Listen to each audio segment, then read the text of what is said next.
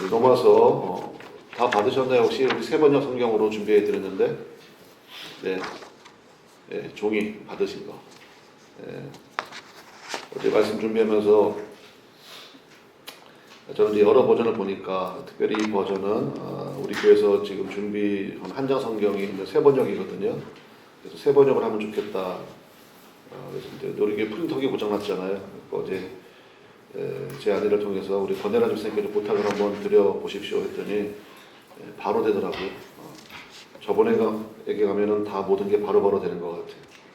참 감사합니다. 우리 세 번역으로 하루에 한 장씩 여러분이 이렇게 뽑으셔서 이렇게 쓰시면 되겠습니다. 한 장이에요. 무슨 얘기인지 아시죠? 로마서가 16장까지 되어 있는데 하루에 한 장씩. 근데 이제 오늘은 이제 말씀 1절부터 17절까지만 볼 건데 세 번역으로 로마서 강의는 진행하겠습니다. 자, 우리 1절부터 17절까지 하나님 말씀을 우리 세 번역으로 같이 꼭꼭 씹어 먹도록 하겠습니다. 우리 1절부터 하나님 말씀 같이 먹도록 하겠습니다. 그리스도 예수의 종인 나 바울은 사도로 부르심을 받아 하나님의 복음을 전하라고 따로 세우심을 받았습니다. 이 복음은 하나님께서 예언자들을 시켜서 성경에 미리 약속하신 것으로 당신의 아들을 두고 하신 말씀입니다. 이 아들로 말하면 육신으로는 다윗의 자손으로 나셨으며 거룩한 영으로는 죽은 사람들 가운데서 부활하심으로 곧 우리 주 예수 그리스도이십니다. 우리는 그 이름을 전하여 모든 이방 사람으로 하여금 믿어서 순종하게 하려고 그를 통하여 은혜와 사도의 직분을 받았습니다. 여러분도 그들 가운데서 부르심을 받고 예수 그리스도의 사람이 되었습니다. 하나님께서 사랑하셔서 당신의 성도로 부르심을 받은 로마에 있는 모든 신도에게 우리 하나님 아버지와 주 예수 그리스도께서 내려주시는 은혜와 평화가 있기를 빕니다. 나는 먼저 여러분의 믿음이 온 세상에 전파되었다는 사실에 대하여 예수 그리스도를 통하여 나의 하나님께 감사를 드립니다. 내가 그 아들의 복음을 전하는 데 있어서 내 심령으로 섬기는 하나님이 나를 지원하시는 분이십니다. 나는 기도할 때마다 언제나 여러분을 생각하며 언젠가는 하나님의 뜻으로 여러분에게 갈 수 있는 좋은 길이 열리기를 간구하고 있습니다. 내가 여러분을 간절히 보고 싶어하는 것은 여러분에게 어떤 신령한 은사를 나누어 주어 여러분을 굳세게 하려고 하는 것입니다. 지내면서 여러분과 내가 서로의 믿음으로 서로 격려를 받고자 하는 것입니다. 형제자매 여러분, 여러분은 이것을 아시기 바랍니다. 나는 여러분에게 가려고 여러 번 마음을 먹었으나 지금까지 길이 막혀서 뜻을 이루지 못하였습니다. 나는 다른 이방 사람들 가운데서 열매를 거둔 것과 같이 여러분 가운데서도 그것을 얼마만큼 거두고자 하였습니다. 나는 그리스 사람에게나 미개한 사람에게나 지혜가 있는 사람에게나 어리석은 사람에게나 다 빚을 진 사람입니다. 그러므로 나의 간절한 소원은 로마에 있는 여러분에게도 복음을 전하는 일입니다. 나는 복음을 부끄러워하지 않습니다. 이 복음은 유대 사람을 비롯하여 그리스 사람에게 이르기까지 모든 믿는 사람을 구원하는 하나님의 능력입니다. 하나님의 의가 복음에 나타나 있으며 믿음으로 믿음에 이르게 합니다. 이것은 성경에 기록된 바 의인은 믿음으로 살 것이다 한 것과 같습니다. 아멘. 구원의 길이 열렸다. 구원의 길이 열렸다라는 제목으로 하나님 말씀 증거하도록 하겠습니다. 오늘부터 이제 로마서 강해 시작하게 되는데 우리가 이제 특별히 준비해 주신 우리 귀한 이제 세 번역 성경을 가지고 하게 되잖아요. 그래서 말씀 듣고 제가 오늘 여러분 적으라고도 많이 할 거예요. 표시도 많이 하라고 할 거고. 그래서 그 성경을 가지고 우리 로마서 강의에 처음부터 마지막까지 함께 하시면 왜냐면 로마서가 오늘 이제 서론으로 좀 말씀을 좀 드려야 되겠는데, 일단 사도 바울이 그러니까 사도행전으로 따지자면 사도행전 20장이에요. 거기 이제 3차 전도여행 말미에 헬라 지역이면 여러분 어디를 생각하라고 그랬죠? 고린도를 생각하라고 그랬죠. 헬라 지역, 그러니까 아가야 지역이라고도 부르는 고린도에서 썼습니다. 고린도 교회에서 거기 이제 집사님 한 분 있었어요. 여자 집사님이에요. 여자 집사님은 어떻게 하냐? 그 헬라어에는 그 성이 나와요. 남성인지 여성인지. 그 베베라고 하는 우리 여자 집사님을 통해서 로마에 전달을 했습니다. 그게 로마서예요. 그래서 고린도에서 3차 전도회, 그러니까 사도 바울이 1차, 2차, 3차 그러니까 굉장히 목회를 많이 하고 나서 로마 성도들을 생각하면서 쓴 서신이구나 이렇게 생각하면 좋고, 그 다음에 이렇게 세번역으로 제가 하고 싶었던 이유는 뭐냐면, 우리 개역개정 성경은 조금 이제 이해하기가 어려운 부분도 있고요. 좀 그런 부분이 없지 않아 있습니다. 제가 이렇게 하려고 하는 가장 큰 목적은, 이게 편지잖아요. 여러분 예를 들어서 자녀가 여러분에게 편지를 보냈어. 한 16장 돼. 오늘은 1장 읽고 그 다음에 내일 2장 읽으실 거죠? 그런 경우가 있습니까? 자녀가 편지를 보내면 단숨에 확 읽어버리잖아요. 그러니까 사실 성경도 그렇게 읽어야 되거든요. 우리가 이제 새벽마다는 말씀을 강의하니까 한 절 한 절씩 분석도 하고 또 깊이 파기도 하고 하지만, 편지는 편지처럼 읽어야 되거든요. 한번 읽어보십시오. 또 이거 또 집에 가져갔다가도 내일 안 가져오면 또 곤란하니까 어떻게 해야 되지? 아무튼 한번 쭉 읽어보세요. 꼭 한번 쭉 읽어보시는 게 굉장히 의미가 있습니다. 한 번에 쫙 읽는 거. 세 가지 정도 말씀드리겠는데, 로마서는 별명이 있는데요. 세계를 변화시킨 책이라는 별명이 있습니다. 그러니까 로마서 읽다가 굵직굵직한 사건들이 많이 벌어졌는데, 일단 어거스틴이라고 들어보셨죠? 어거스틴, 그 사람이 로마서 13장 13절 말씀을 읽다가 그 인생이 완전 뒤집어졌어요. 거기 무슨 말씀이냐면요, 우리가 어둠의 일을 벗고 빛의 갑옷을 입자, 낮에와 같이 단정히 행하고. 그 말씀 읽다가 사실 별 말씀도 아닌 것 같잖아요. 근데 이 말씀을 읽고 어거스틴이 그 삶이 완전히 회개하고 주님 앞에 변화되고 은혜 입고, 그리고 이제 여러분이 잘 아시는 성 어거스틴이 됐죠. 성자 어거스틴이 되는 그 시작점이 어디 있느냐? 로마서 13장 13절. 그 다음에 종교개혁이라고 들어보셨죠? 누가 했습니까? 마틴 루터라고 다 들어보셨죠? 마틴 루터도 마찬가지예요. 마틴 루터는 오늘 우리가 읽은 1장 17절 이 말씀 읽다가, 그러니까 기록된 바 의인은 믿음으로 살 것이다. 이 한 구절에 그의 인생이 완전히 변화되어지고, 이게 캐치프레이즈 아닙니까? 종교개혁의 캐치프레이즈. 뭐 면죄부를 사가지고 또 뭐 예배를 1년에 몇 번을 드리고 그다음에 고해성사를 하고, 그거 아니라는 거예요. 믿음으로 구원에 이릅니다. 믿음으로 삽니다. 이 말씀. 우리가 그래도 명색이 감리교 아닙니까?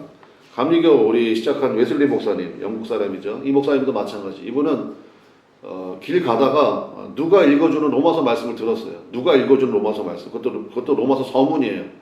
로마서 서문 말씀 듣다가 그분은 일기를 열심히 쓰는 분이니까 일기에 나와요. 나의 가슴이 뜨거워지기 시작했다. 그래서 로마서가 그런 책이에요.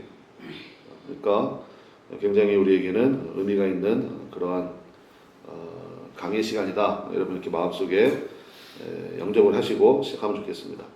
또 한 가지 살펴볼 건 두 번째는 뭐냐면, 복음서 뒤에 로마서가 위치하잖아요. 저 그것도 굉장히 의미가 있는 것 같아요. 마태, 마가, 누가, 요한, 사도행전 다음에 그 다음에 로마서지 않습니까? 근데 이게 순서로 따지자면, 만약에 사도 바울이 13편의 편지를 보냈는데 제일 먼저 쓴 게 데살로니가 전서예요. 그러면 데살로니가 전서를 제일 앞에 써야 될 거 아니에요. 근데 그렇지 않죠. 순서도 아니고. 그러면 길이인가? 길이가 제일 긴 거는 고린도 전후서 아닙니까? 그게 제일 길어요. 근데 그것도 아니고, 사도행전 뒤에 로마서를 딱 붙인 그 이유가 있다. 저는 성경을 물론 사람들이 순서도 정하고 했겠지만, 저는 거기에 하나님의 손길이 있다고 믿거든요. 하나님이 그렇게 하신 거라고 저는, 하나님이 이렇게 디자인하셨다고 믿기 때문에. 왜 그러냐? 저는 이렇게 이해합니다. 복음을 가장 잘 설명해 주는 것이 로마서이기 때문에. 예수님을 통해서 선포된 복음을 가장 잘 설명해 주는 것. 그것이 로마서이기 때문에 마치 복음서의 부록처럼 하나님이 이 로마서를 뒤에 딱 붙이신 게 아닌가 그런 생각이 들고요. 그럼 로마서 마지막 이제 세 번째 로마서의 기록 목적이 있을 거 아닙니까? 저 세 가지인 것 같은데 첫 번째는 모든 사람이 죄인임을 입증해서 모든 사람이 구원이 필요하다. 이거를 증명하는 것 이게 로마서의 첫 번째 목적이에요. 우리 모두가 저 죄인입니다. 죄인은 구원받을 필요가 있잖아요. 그래서 구원이 필요하다 당신은 그거를 증명하는 게 로마서예요. 여러분 우리 길 가다 보면 병원에 가면은 여기는 정형외과, 여기는 신경외과, 여기는 뭐 정신과 자기들이 전공으로 한 거를 딱 내세우잖아요. 그러니까 교회는 자꾸 죄인 얘기하는 이유가 왜 이렇게 부담스럽게 자꾸 죄라고 그러냐고 죄인이라고 그러냐고 말씀드렸잖아요. 확실한 길이 있기 때문에 당신 더 이상 죄인으로 살지 말아라. 의인으로 살아라. 그 길이 어디에 있다? 로마서에 있다. 그래서 로마서의 첫 번째 기록 목적이고 두 번째는 뭐겠습니까? 당연히 그 구원의 길이 누구다? 예수 그리스도다. 예수 그리스도를 통한 구원의 길을 제시하기 때문에 우리가 왜 예수님을 믿어야 되는지 종교는 강요하는 게 아니야. 그렇게 살다가 지옥 갈래? 그게 아니잖아요. 예수님을 통한 구원의 길이 있습니다. 여러분 병원 가가지고 의사가 처방해 준 거 그거는 열심히 먹잖아요. 왜? 그거 먹어야 사니까. 제가 최근에 무슨 건강검진 받았는데 선생님은 간 수치가 조금 높으시네요.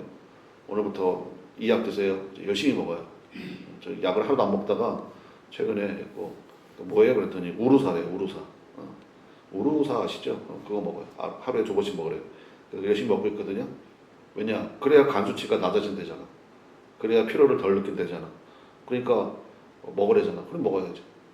예수 그리스도를 통한 구원의 길이 여기에 있습니다. 라고 선언하는데 이거보다 확실한 게 어디 있습니까? 마지막 세 번째는 뭐냐? 세 번째는 이게 참 중요한데 구원받은 자의 삶의 모습은 어때야 되는지 구원받은 이후에 어떻게 살아야 되는지 구원받았습니다. 자 그럼 천국 갑시다. 그게 아니잖아요. 이 땅 가운데 하나님이 남겨두신 목적이 있죠. 여러분의 상황이 다르고 환경이 다르죠. 여러분의 삶의 깊이가 다 다르잖아요. 그걸 통해서 하나님이 받으실 영광이 있다는 거예요. 그래서 우리가 구원받은 이후의 삶이 어때야 되는지 정리합시다. 모든 사람이 죄인입니다. 구원이 필요합니다. 그 길이 어디 있습니까? 예수 그리스도 외에는 구원의 길이 없습니다. 예수님이 당신을 구원하십니다. 그래서 구원을 어떻게 받는지. 근데 구원 받았습니까? 구원받은 사람은 어떻게 살아야 됩니까? 그거 다 얘기한다. 로마서에서. 그래서 이 정도로 서론하면 될 것 같아요. 그래서 로마서 성경이 뭐 안 귀한 데가 어디 있겠습니까만은 특별히 로마서는 좀 의미가 있잖아요. 제가 말씀드린 것처럼 로마서 읽다가 이 어거스틴 같은 경우는 진짜 뭐라고 그럴까요? 죄송합니다. 설교 시간에 좀 말씀드리기 좀 그런데 페루나였어요. 완전히 페루나. 그러니까 어느 정도였느냐? 연애했어. 여자가 임신했거든. 애를 낳거든요. 그 애가 내 애인지 어떻게 알아? 돌보지도 않았어. 그 정도였어요. 엄마가 막 2손 2발 다 들고 그 어머니 모니카 알잖아요. 어머니의 그 눈물의 기도. 그 기도가 있어서 그런지 몰라도 아무튼 좋은 선생님 만나게 되고 거기서 이제 말씀 훈련도 받고 그러다가 본인이 13장 13절 거 읽고 변화되었다라는 것. 그래서 로마서 세계를 변화시킨 이 책 오늘부터 시작하도록 하겠습니다. 자, 오늘 설교 제목이 구원의 길이 열렸다 그랬는데 오늘은 한 3가지 정도 살펴보겠습니다. 첫 번째는 여러분 그 2절에 보면 2절의 첫 시작이 어떻게 시작됩니까? 이 복음은 여러분 거기다 동그라미 한번 봅시다. 이 복음은 하고 어디다 동그라미 또 치냐면요. 4절 맨 마지막 보면 제가 한번 읽어볼게요. 권능으로 하나님의 아들로 확정되셨으니 곧 그다음 뭐라고 되어 있습니까? 우리 주 예수 그리스도이십니다. 여기다 동그라미 쳐가지고 화살표를 연결하시면 돼요. 결국은 복음이 뭐예요? 복된 소식이죠. 굿뉴스잖아요. 우리에게 굿뉴스가 있대요. 그 굿뉴스가 곧 누굽니까? 예수 그리스도. 우리 주 예수 그리스도. 결국 로마서는 예수님이 우리의 삶에 정말 좋은 소식이라는 것을 얘기해 주는구나. 이 복음은 우리 주 예수 그리스도입니다. 그 다음에 16절도 한번 봅시다. 16절에 보니까 나는 복음을 부끄러워하지 않습니다. 그 다음에 또 뭐라고 나와요? 이 복음은 자 거기다 또 동그라미 치고 이 복음은 그 다음에 이번에 화살표를 어디로 하느냐 그 다음 줄에 모든 믿는 사람을 구원하는 하나님의 뭐라고요? 능력. 그러니까 복음이 뭐냐? 복음은 뭐예요? 첫 번째 예수님. 두 번째 복음은 뭐예요? 모든 믿는 사람을 구원하는 하나님의 뭐예요? 능력, 파워라고요. 복음은 파워입니다.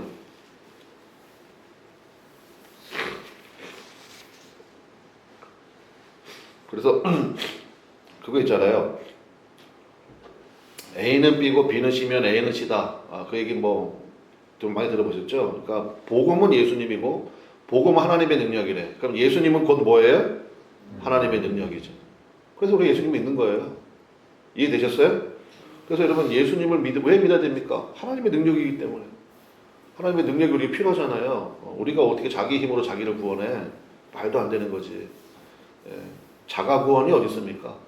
말이 안 되는 거예요. 그리고 복음은 예수님이고 예수님은 곧 하나님의 능력이십니다. 그거 우리 꼭 기억하면 좋겠고요. 그 다음에 5절 보겠습니다. 5절에 보니까 교회가 해야 될 일 두 가지를 설명하고 있습니다. 교회가 해야 될 일 두 가지. 5절 한번 읽어볼게요. 다 같이 읽어보겠습니다. 시작. 우리는 그 이름을 전하여 모든 이방 사람으로 하여금 믿어서 순종하게 하려고 그를 통하여 은혜와 사도의 직분을 받았습니다. 우리가 예수를 통해서 은혜도 받고요. 그 다음에 직분도 받았죠.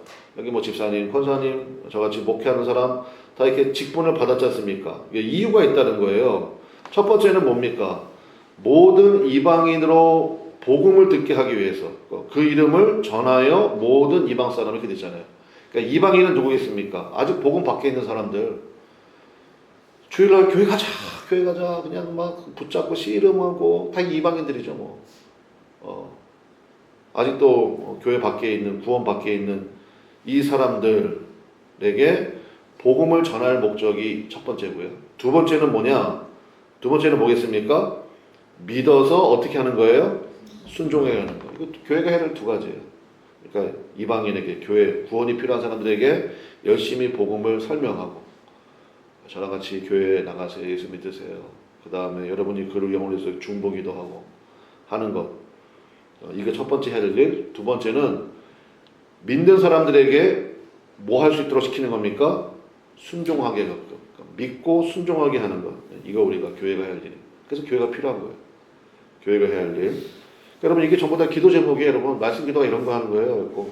하나님 복음을 우리 가운데 주십시오. 복음이 뭐냐? 예수님이 복음입니다. 또 하나님의 능력이 복음입니다.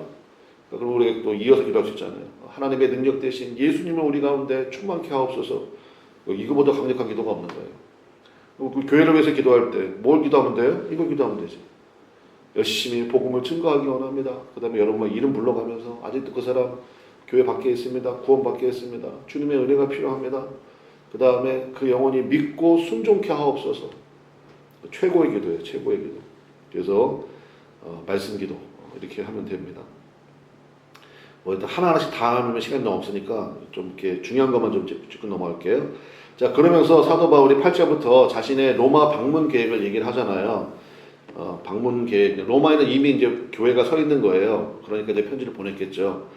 자, 그러면서 로마 방문 계획을 얘기하는데 여기 보면은 사도 바울이 복음에 대해서 얼마나 열정을 있는지 그거를 좀 보게 되는데, 자, 9절 보겠습니다. 9절 맨 끝에 보면 맨 마지막에 나는 기도할 때마다 그다음 뭐라고 되어 있습니까? 언제나 여러분을 생각하며. 이게 첫 번째예요. 기도할 때마다 여러분을 생각한대. 중보 기도한다 그 얘기죠. 그 다음에 11절 앞부분에 보니까 같이 읽어봅시다. 시작. 내가 여러분을 간절히 보고 싶어 하는 것은, 간절히 보고 싶대. 그냥 보고 싶은 정도가 아니에요. 간절히 보고 싶대.